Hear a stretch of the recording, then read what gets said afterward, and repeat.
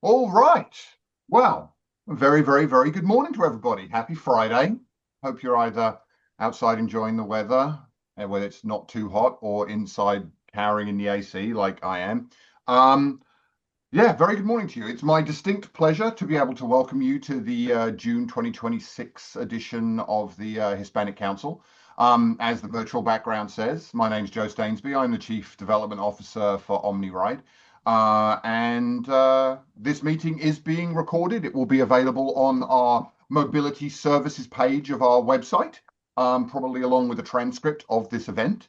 I think, Sarah, you were going to share a slide here in a minute. But just to give you guys a bit of a background, um, this council is one of three that we have that is kind of form a three-legged stool of outreach is the intent. These were formed a few years ago out of our strategic planning process, where it was identified that we could really do a better job of engaging with the people that we move and that we could move. And so the Vanpool Council, which did exist at the time, the Employer Council and the Hispanic Council were set up, right? And they were set up so that we could have those better interactions with the people that we serve. So I thank all of you very much for being here. I thank Sarah and Gabby for taking the time to put this together, and Meg and Carlos for doing all these wonderful things. You will see on the screen in front of you a slide that directs you to, if you need it, to use our live translation, which we have, which is a piece of software called Wordly. There is a link in the chat, and you can click on that, and it will open a window, and you can translate into any one of, I think, 60 languages now. It used to be 23, but it's 60 languages, and it does do a relatively decent job of live translating what we're going to go on here. So one final thing I do want to mention before I kick it back over to Sarah and Gabby to kind of whisk you through today's agenda, is we did announce last night at our commission meeting that we will be providing free, that's very important to say that, free transportation for folks looking to go into DC for the 4th of July for the special extended America 250 celebrations and fireworks. If you're on the eastern side of the service area, we have buses that will be leaving from the Stonebridge Garage on Opitz. And if you're on the western side of the area, you will be able to be picked up from the University Park and Ride lot, which is like a stone's throw off I-66 out by Haymarket and Gainesville. Those buses will run from 3 o'clock in the afternoon in kind of a shuttle format, so like every 15, 20 minutes, ideally straight into the Pentagon, right? Where you can then get off and get on the yellow line and go straight into DC and do as you please. In the event that they need to use the Pentagon for, pre-event staging and this, that, and the other, our fallback plan would be the East Falls Church Metro on the western side and the Franconia Springfield Metro on the DC side. So we'll get you in there. We'll give you a bottle of water. You can go see the fireworks, and then we'll bring you home. The shuttles going in will be from about 3 till about 7, and then on the way back, it's kind of like 9 p.m. through basically midnight. So I encourage folks to go to our Facebook page or reach out to Sarah, Gabby, or Kim after this event, and there's a link that you can go to, which is an Eventbrite ticket, so that you can get your tickets, so that you can show those to the operator when you get on. The tickets themselves are free, but it gives us a really good way of gauging how much interest there is, so that we don't laughably uncommit bus drivers and buses, and we don't massively overcommit bus drivers and operators. So you're also limited to getting 4 tickets, right? Just in the event that someone decided they want to get 600 tickets and then didn't show up, that would kind of skew things. So we have limited it. But I do ask people to go and do that. They are available now until they are no more. They are limited, which I know sounds like a very kind of as seen on TV thing to say, but they actually are limited because we can only carry but so many people. So I encourage folks to go get them as soon as they possibly can. Again, I think that is it for me. I do see, just to mention, I do see Supervisor Angry on the phone. He's chair of our commission, so thank you for joining this morning, Supervisor Angry. I'll hand it over to you, Sarah. Go right ahead. Great. My name's Sarah McGowan. I am the TDM program manager at OmniRide. Gabby Serrato is also here with us. She's the TDM specialist. We are going to kind of facilitate this. First, we're going to talk to you just a little bit about what we can do for folks in the community. And then we will have a couple speakers lined up, which Gabby will introduce shortly. Essentially, we work with employers in Prince William, the city of Manassas and Manassas Park to identify alternative commuting options for their employees or their clients other than riding in a car alone. Prince William has some great options with its free local buses and OmniRide's rideshare program, which we'll get into in just a little bit. We really enjoy working with employers to figure out what strategies might work for them. And then we help to promote the strategies to their employees and make it really easy for them to use. We do this through education, tabling, and lunchtime presentations. Before we get into it, we will pause at the end of each presentation for a Q&A. Just raise your hand and we'll call on you and you can unmute yourself. All right, Gabby, you want to talk a little bit about our rideshare program? Yeah, thank you, Sarah. Buenos dias, good morning, everyone. My name is Gabby Serrato. I'm the TDM specialist, and one of the programs that I oversee is the ride matching program, which is one of the mobility services that OmniRide offers for individuals who are looking for a more sustainable and cost-effective way to commute as opposed to just driving by themselves. The application, it is user-friendly. It takes less than 5 minutes. So ideally, anyone who is interested can either submit an application through OmniRide or Commuter Connections. Once an application is submitted, I use the Commuter Connections database to identify potential matches based on similar commuting routes, schedules, and also any other type of preferences that the individual might have. The goal is to connect the commuter with someone who can share carpool or vanpool with them. So in a way that will be reducing the number of single occupancy vehicles on the roads. In addition to making those connections, we also provide commuters with information about available incentives, commuter resources, and transportation alternatives. Yeah, so that's one way to help individuals to commute from one side of the county to the city or even within the county. So if anyone has questions about ride matching, send me a message or a comment, and I will be more than happy to answer those questions. Thank you. In addition to the Ride Match program, as I mentioned, we work with employers to kind of create and expand transportation options that they're able to offer to their employees. So whether that's identifying bus stops that are near their offices so that folks can use the free local buses, it's helping with ride matching or thinking through what a hybrid work schedule might look like. We're here to help you. Having these options really improves the workplace and reduces turnover and can assist with recruitment. We love working with employers. We usually work with the human resource staff to identify the options and then help promote them. And some of the ways we might help promote these options are through lunch and learns, health and wellness fairs, transit fairs, Earth Day events, our employee benefit fairs. We're also open to working creatively with you. Here's some of our kind of partnership examples that we've done with businesses in the area. We've done travel training on our buses with Beacon. We just did one 2 weeks ago where we actually will come to your offices and work with either your clients or your staff and kind of talk through how the schedules work, how to figure out where the buses go and how to catch them. We'll bring a bus out to your space and people can get on the bus. I know it sounds crazy, but one of the biggest questions is like, how do you make the bus stop? And it's simply pulling, there's a cord above where you sit and you pull it. Our buses are air conditioned and heated in the winter, air conditioned in the summer. A lot of folks, when they step on there, it was a really muggy day when we went out to Beacon and we stepped on the bus and it just felt wonderful. You can also see we partnered with Georgetown South. Well, we're going to hear from Meg Carroll in just a little bit, where we did another travel training in the classroom. We also worked with the city of Manassas to do a kind of a ride along where we met at one of the bus stops and took folks for a ride. And then we do some of that more traditional outreach We work with George Mason University, for example. We did a tabling event at their welcome fair for staff and students, as well as tabled at different events they have, like their Meet the Coaches Night. In order to kind of highlight businesses that have implemented creative transit strategies, we are really trying to help push a nationwide designation called Best Workplaces for Commuters.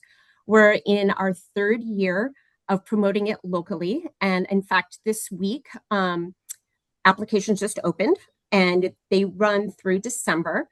What we do is we work with employers to get through the application process. It's fairly easy. And there are lots of ways you can qualify.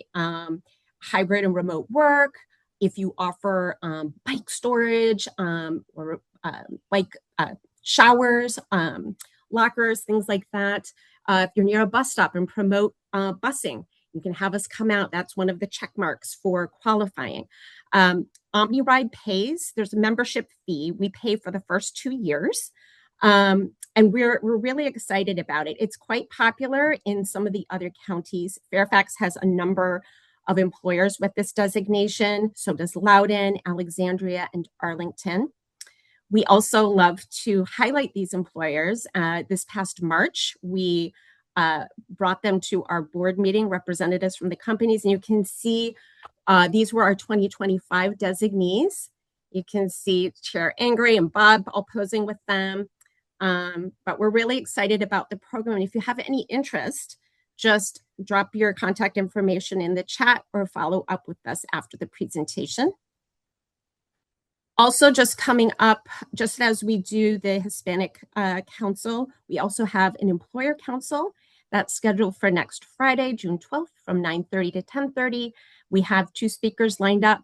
Bobby Mahone, who is the Business Engagement Manager at Virginia Career Works Northern, as well as Sergio Vaca. He is the Recruiting Business Partner at Mueller. They will be discussing the strategies and needs for economic growth, as well as employment opportunities in Prince William. And Bobby will talk about some federal grant opportunities that employers can tap into to help train their employees. So we're looking forward to that. And here's our contact information. I'm going to stop sharing here. Let's see. Stop sharing. If anyone has any questions, feel free to raise your hand. If not, Carlos, I'm going to have Gabby go ahead and introduce our speaker, Carlos. Thank you, Sarah. So one of our first speakers is Carlos Castro, who is the owner and founder of Todos Marquen. I believe he is in the room with us, so the floor is yours.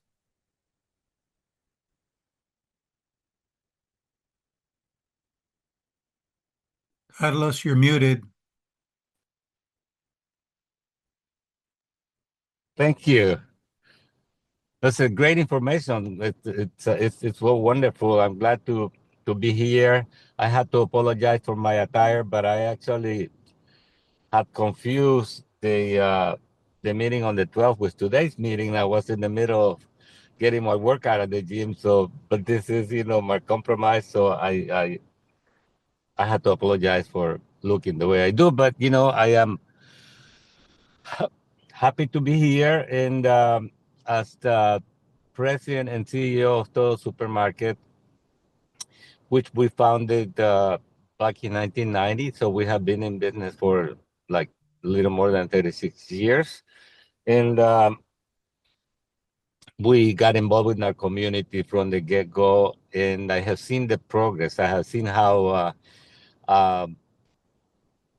we have grown as a community, and so have grown the needs. So OmniRide is providing such a great service, and I know some of my team members enjoy it, and definitely I like to be involved in trying to reach out to the user, because a lot of people still don't know how we're growing and how you are reaching out to more communities. But we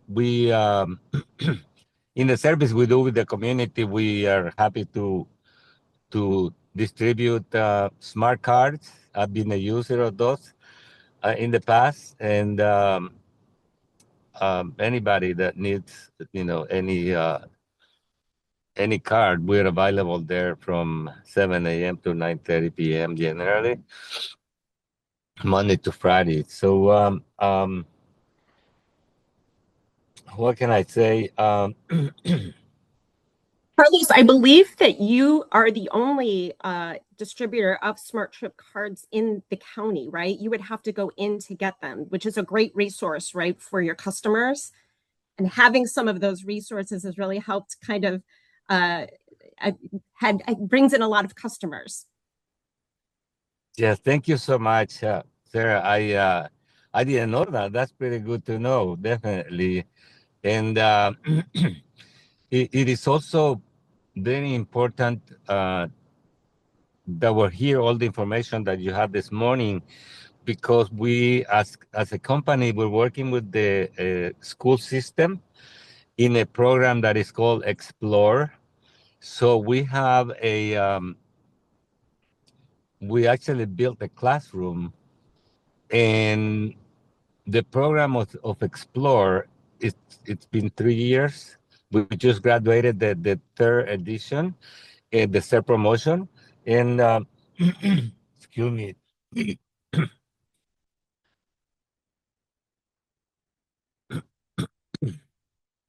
The idea is to help some kids that need some extra help, to teach them live experience, work experience.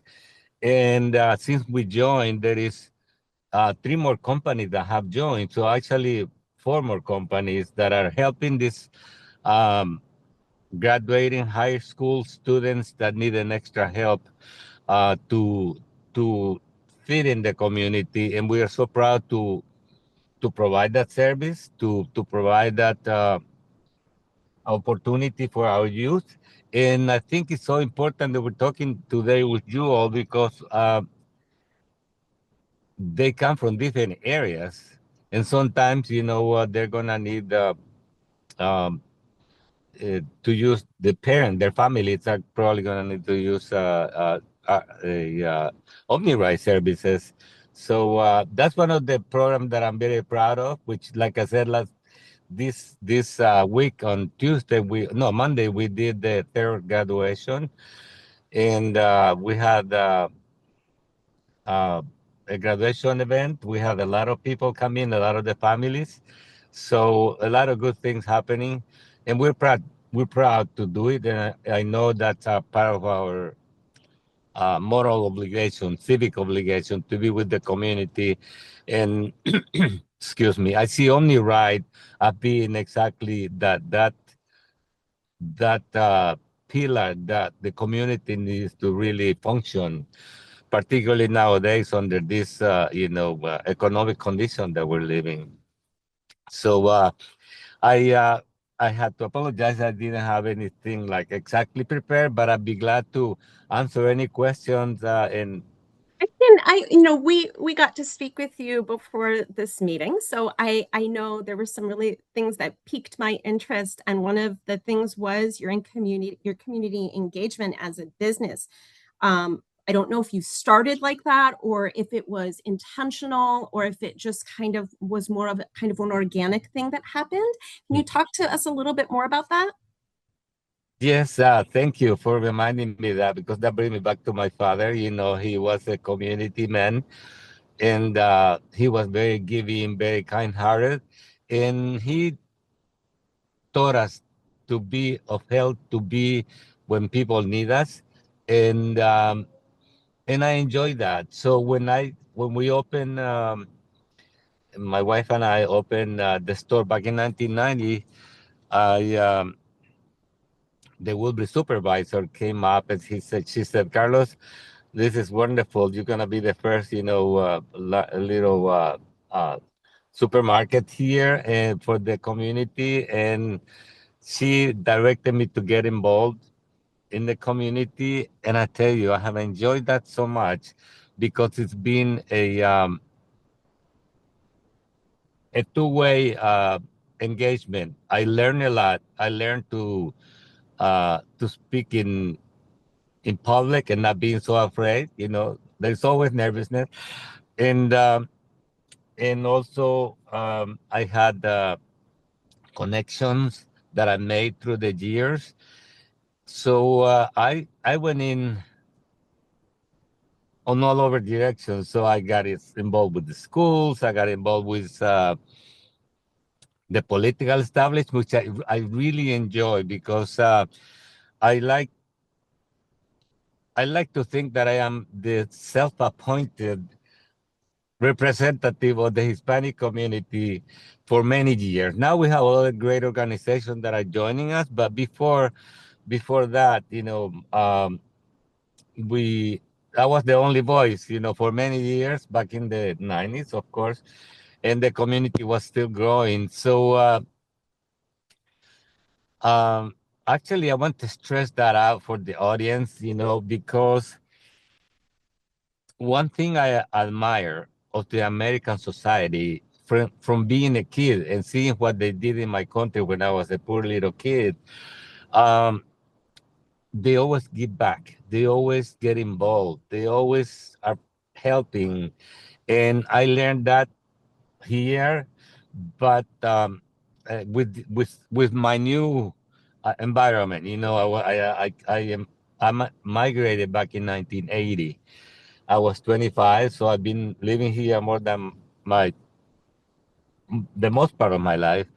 So the one thing I want to stress this morning is that giving back, getting involved with the community has been very enlightening, very fulfilling, but most important and very important, very productive.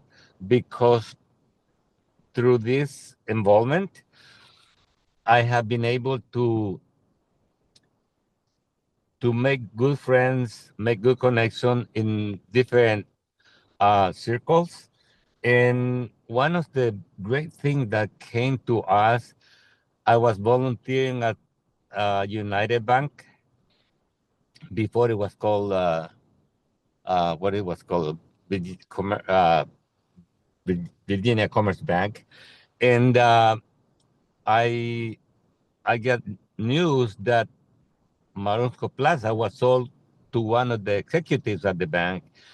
And this other executive said, you know, I think you need to talk to Jamie. That's the name of the original owner. And I did, and that's how we landed on the Marusco Plaza. That was actually an overnight success. And and I can't say it enough, you know, how well it has been, how good it has been to me and my family and my team at Todos Market. The fact that we got involved at the right time, at the right moment, and then through that we have seen opportunities, not only to get benefit of those opportunities, but also to participate, helping others. And like I said to my friends, you know, when I die, the only thing I'm gonna be proud of what I did for my community, what I did for my family, what I did for myself, because the money and material things are just gonna be left behind for somebody else to enjoy. So thank you for asking that question. You know, I have a lot to say because I'm so uh, I am so proud how this community took us in as a community, as a newcomers, and how we're working together to continue to be a great community in Wonderful. Prince County. And that's one of the things that endears you to the community, right? I have another question, but I'd love if others have questions, please feel free to raise your hand. See Supervisor Angry. Can you unmute? Hold on. I think you're unmuted, Supervisor. Yes, ma'am. Thank you. Thank you. Hey, first of all, so Sarah, Gabby, thank you for inviting me to be on this call. Carlos, I got to tell you, so you're a definite leader in the community, and thank you for clearing it for me because I too just came from the gym.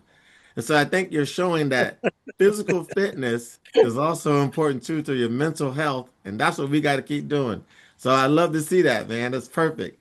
Now, look, I really only have kind of not, I don't know if it's a question or a comment, but I feel as you discussed how when you came into Princeton County, you've really been the leader of our Hispanic community, and really my first leader I met when I got into office in 2019 was you.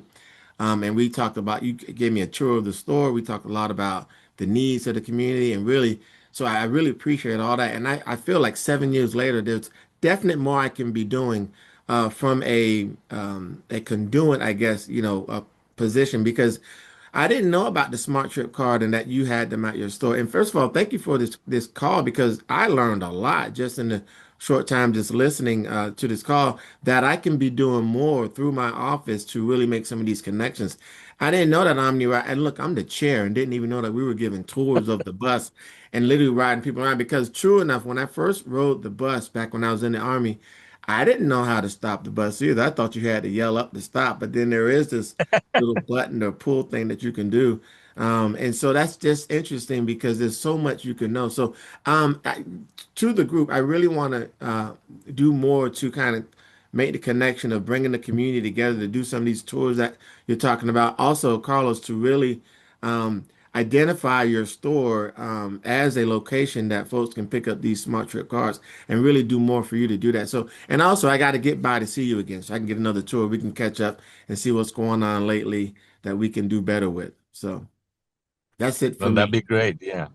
That'd be great. It was actually to honor the person, Hilda Bag, right? She's the one Yes. that pushed me to join the community, and she's Wow. great supervisor on her time. Yeah, Yeah.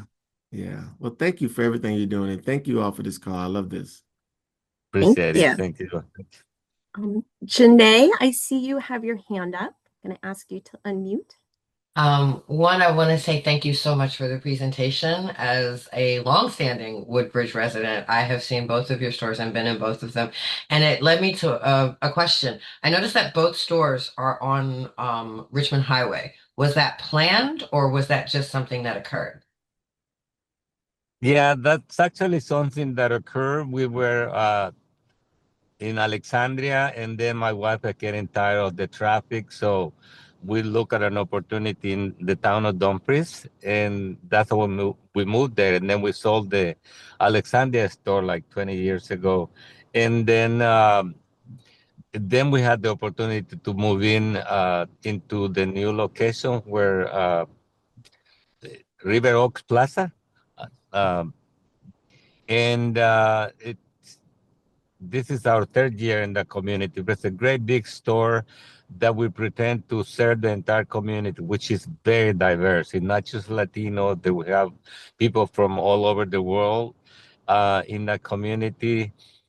But the one thing that I can say that it was planned, Gene, is that I love my community. I enjoy what I do. I enjoy my family. I enjoy uh, having a life. So I have had opportunities to open in Manassas and other locations. And then I actually got calls from places as California and Texas to open todos the stores there. But I I thought that I wanted to have a size of a team, of a size of a company where I can actually enjoy what I do. And I truly do. I enjoy getting to any store and go to all the departments and say hello to every one of my team members.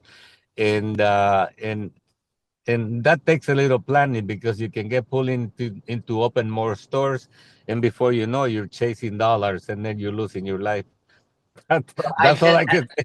As a former customer service agent and someone who was on the phone for a very long time, your markets have always been a staple in the Woodbridge community. So everybody knows Toto's. And when I was on the phone taking calls, I could always identify, like, okay, which Toto's are you at? Where are you going? So I want to say thank you because you have been a wonderful staple in this community. Thank you. Kim, you have a question? Ask you to unmute. Yes, hi. Thank you, Carlos, so much for presenting today. And you had mentioned how influential your position is in the community and how thankful you are for the friends and the connections and the influence that your position allows you.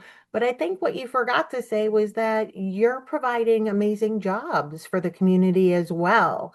I know on a personal level, my son-in-law has two brothers, and they have both worked at your Todos markets, and they helped to bridge that gap in their homes when they needed to make ends meet. So thank you so much for having those jobs and providing them to families to help them as well. So appreciate you. Yeah, thank you, Kim. And it's also, you know what, the part that I enjoy is that I was given opportunities when I didn't have them back in the early years of my life. And we want to be that uh, if you go in and you talk to most of my managers, most of them have grown throughout from the bottom up. So we want to make sure that not only Todos Market is successful, but our team also has success.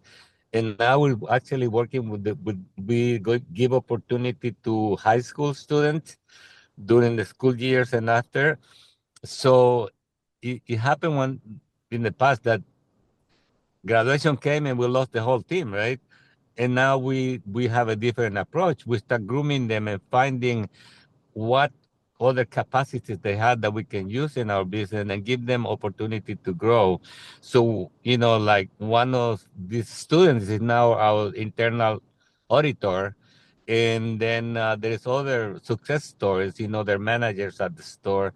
So it, we want we want to be known for providing those opportunities. But not only that, we have created a group of businesses by giving other people opportunity to put the small businesses on our stores. And that gives the community sometimes a one-stop shop. But not only that, the one part that I enjoy the most is that I giving other people opportunities to start their own business. And, one of those is a barber shop that I met at the high school conversation, and now he's owned his own business and he's very successful. He used to be what they call the dreamers. He's part of that group. Oh, sorry. I think we have one more question. Gabby, did you have a question? I did, or I do. As part of someone who is part of the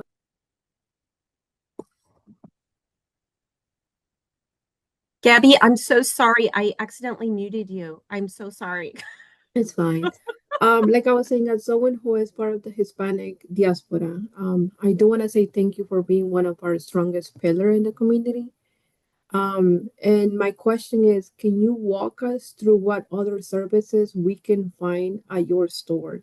For instance, I know we have taxes, but I know you have more services. Wonderful question. Thank you. We have a new addition, which is a driving school, and it's very successful. Because there is a need of good service on that regard. We have a barber shop. Right now we actually became multicultural on that regard. We have a small shop of Muslim women dress. I don't know how to properly say it, but Middle Eastern feminine attires. And we have a perfume shop. We have a clothing store, There is a lady that has the eyebrows. We have a couple of phone service providers, and let's see what else. Also on that, I would like to stress that we have an office that started from the get go. Right now, it's our notary office, but it was my wife putting me to lining up people to come and ask me questions at the end of the day when they needed some help. And that turned out into, it's not more like a business, it's a service. But if anybody in the community has any question about anything, we are there to help. If we cannot do it, we can find who can help them. And I think that's about it. I have an immigration lawyer, but he recently moved out. I actually have a new company that is doing signs, and they're very successful. But they move the business from their garage to Todos Market, and I asked them. They have been there only like for since March, and I asked them the other day, and they are so uh, pleased with the result. So it's a nice little thing, that get people coming in. We have a travel agency also. Let's see. Let me think what else we have. I think that's it for now. Do you have Very soon we're community gonna. rooms? Do you have community rooms that could be rented out too? I think you might have mentioned. Yes, actually, that was my employee training room. It's a room that sits 75 to 100 people. And that was with that purpose. But during the pandemic, we became the testing ground, we became the vaccination place, and it has been there. We have allowed even the political establishment candidates or elected officials to come in and join the community there. So if you ever need it, just give me a holler, then we'll make sure that it's available to you all. And actually, talking about that, you brought a very important point. Are we doing enough for you? Or are we doing anything that we're not doing that? Please let us know. What can we do to help OmniRide to become more known and so people know the great job so people know the great job that you all are doing?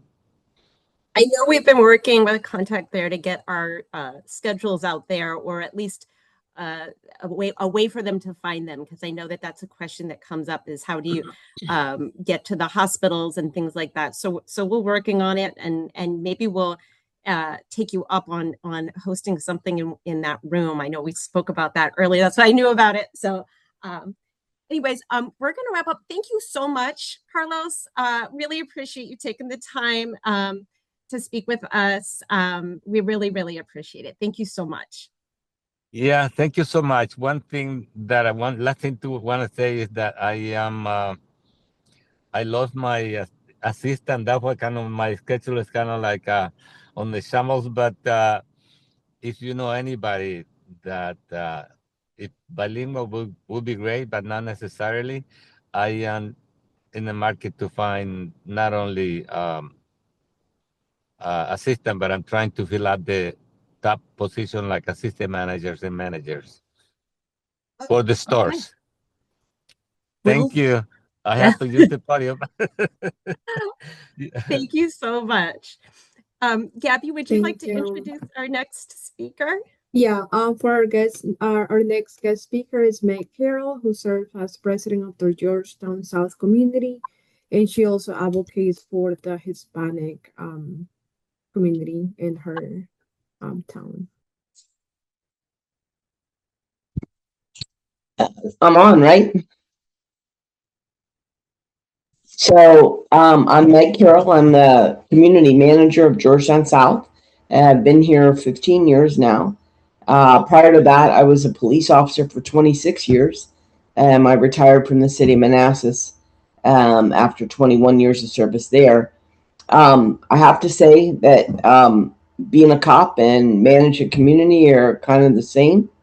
if you're a community advocate. And I was that when I was a police officer, and I am that now.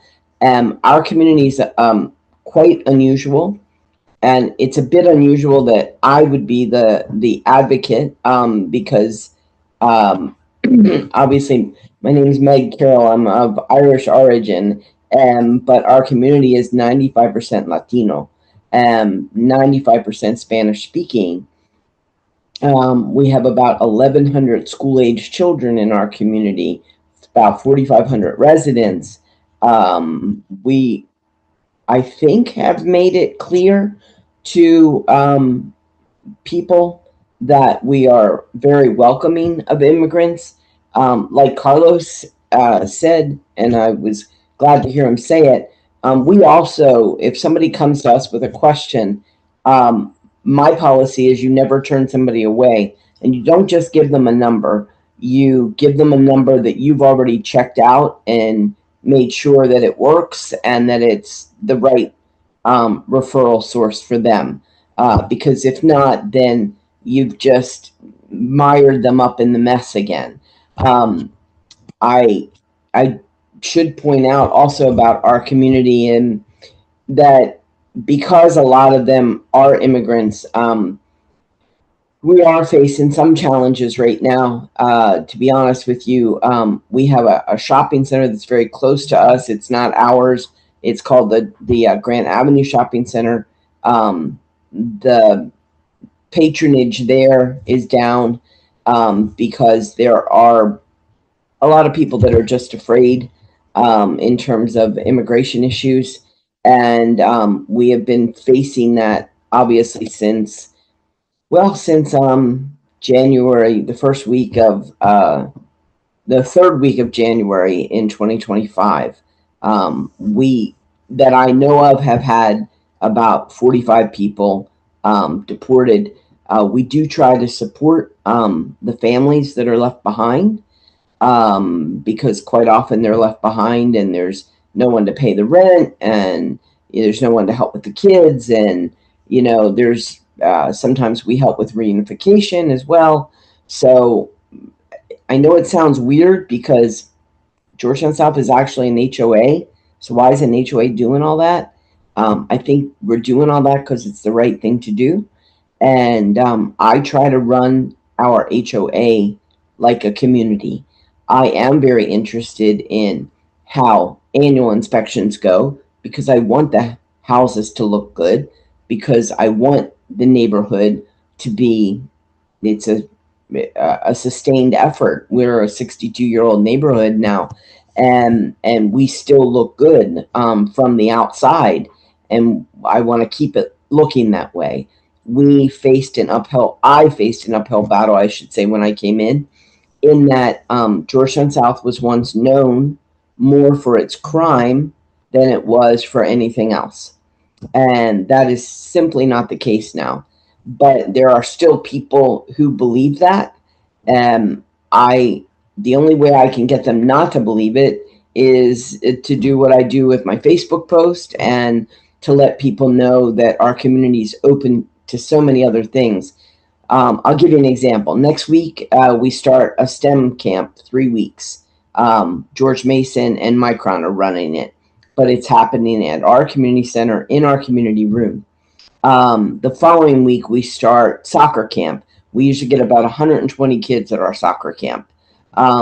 This year, our foundation, which I created a nonprofit foundation so that we could raise funds for different things. Normally, it's for camps and workshops, but this year we're adding to the mix something that's going to be a sustained effort for probably about 5 years, in that we want to build a professional-sized soccer field in Georgetown South with lighting, with bleachers. Like, we just want it to be a piece of home, kind of.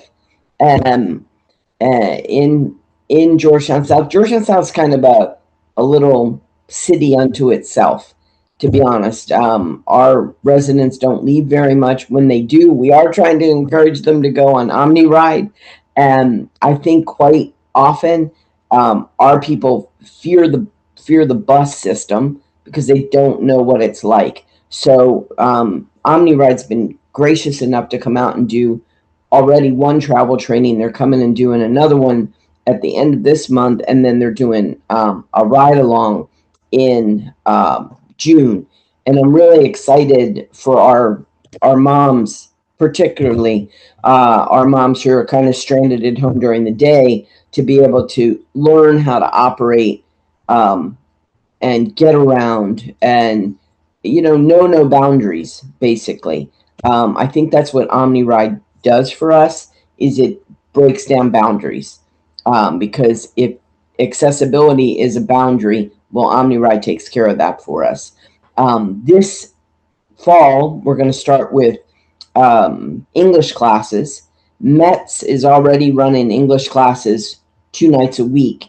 We're going to either try to run them on the other 2 nights so that people could conceivably get 4 nights of training. And the idea and the motive behind that, to be honest with you, is whether if you have a school student or a student in school, we want you to be able to figure out how to speak at a parent conference, speak for yourself, not have somebody translating for you. Not that there's anything wrong with that, but so much better if you can speak for yourself, advocate for your student. We all know things go better when you have an advocate, and parents can be their children's advocates. We try to encourage that. We do a back to school supply distribution.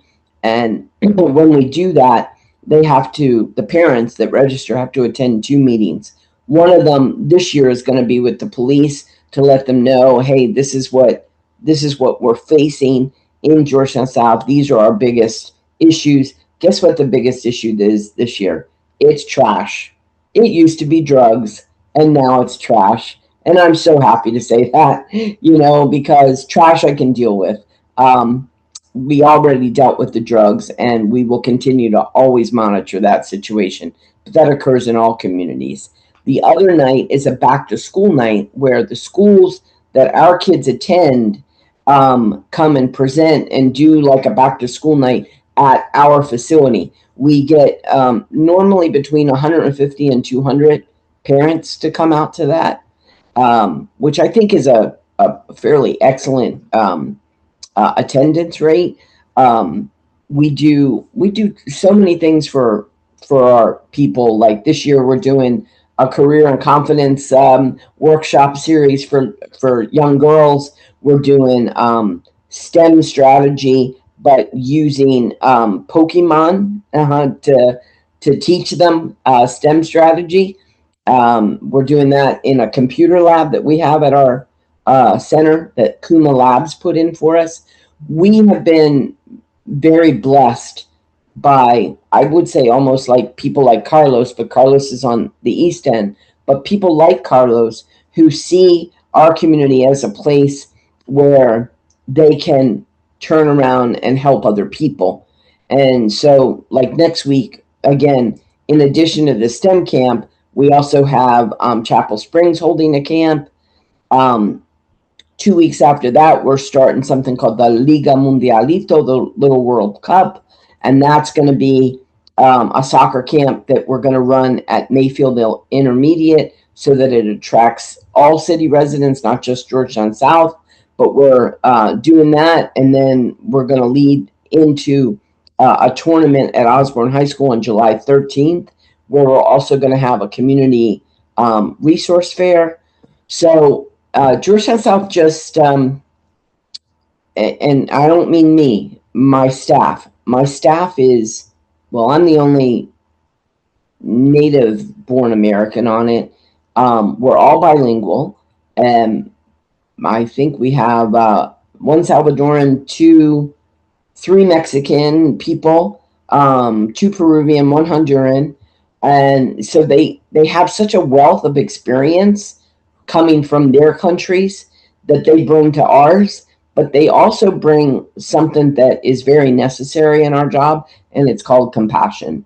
And I think being an immigrant in this country has its ups and downs, but a lot of times the downs can be overcome very easily if you just reach out and seek help.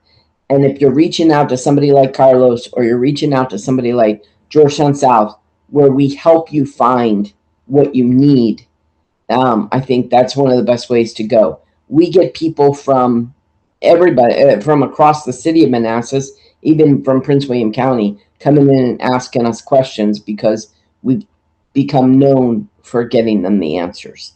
So I hope that I described us as well as I could. But if you have questions, fire away.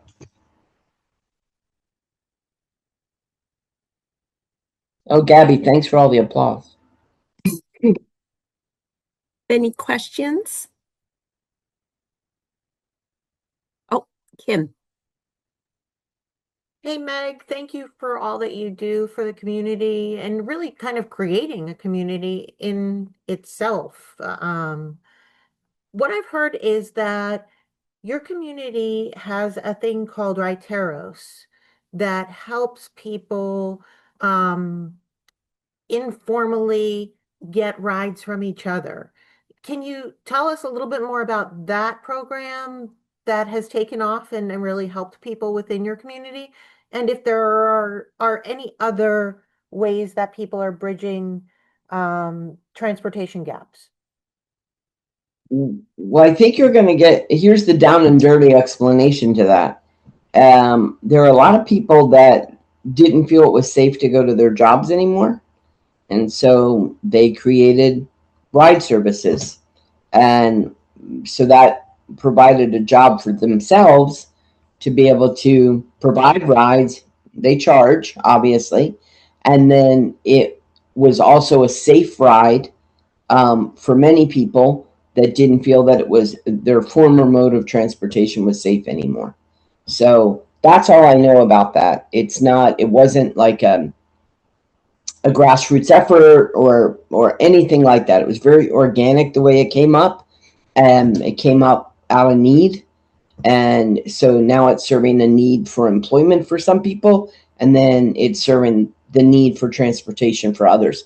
I personally would love to see a lot of the moms that are getting those rides figure out how to get on the buses, because they're spending, it would be a fallacy to assume that these rides are cheaper. They're not. These people are trying to make a profit.